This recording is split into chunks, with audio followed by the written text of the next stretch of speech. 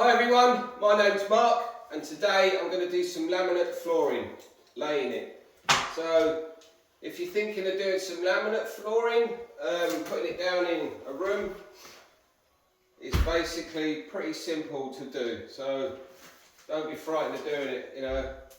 So this is the laminate I'm using.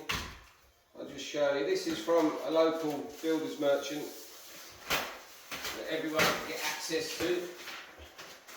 So this is the stuff that we're using, or I'm using. So this is quite thick stuff. So when you're buying laminate flooring, have a look for the thickness, because like everything these days, they're charging the same price for materials, but they're reducing the size. So when you go and buy it, a top tip, look for the thickness. Obviously the thicker it is, the stronger it's going to be.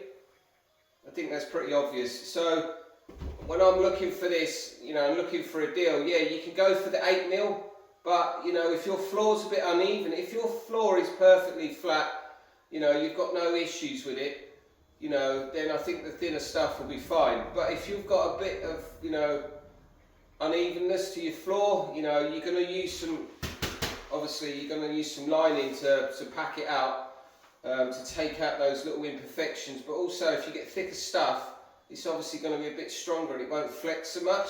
So this stuff is, what is this stuff? No, this is 12mm. So this is 12mm, which has always been pretty standard, but you know, in modern times they're reducing to save money. So this stuff is easy, there's no gluing involved, it's to lay. So I'll show you. I mean, this is pretty standard, this is just a square room. There's no real funny shapes to cut round, so it's gonna go down pretty quick. But I'm just going to show you quickly. So yeah, this is the stuff. This is the underlay that I'm putting down. This is just some cheap foam stuff. This is like, I don't know, it's supposed to be what, 3mm? I think it's like 2-3mm thick, so it's not very thick because this floor is obviously brand new.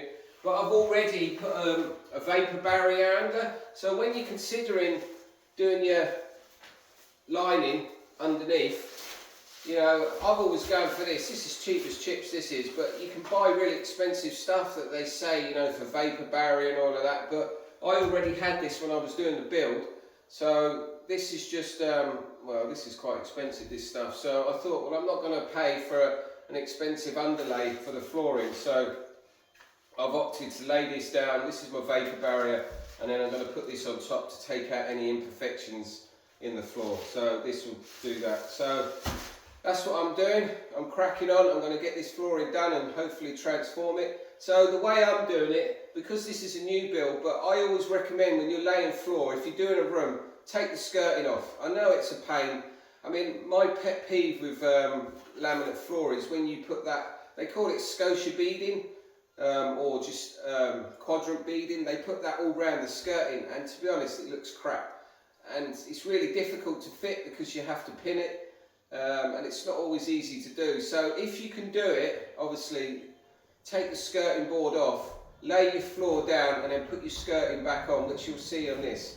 So this has not got any skirting board, so once I've laid the floor, I'm going to put the skirting board on top, and then it closes all the gaps around the edges. So yeah, so this is what I'm going to do, so keep watching and see. I think this is pretty nice stuff.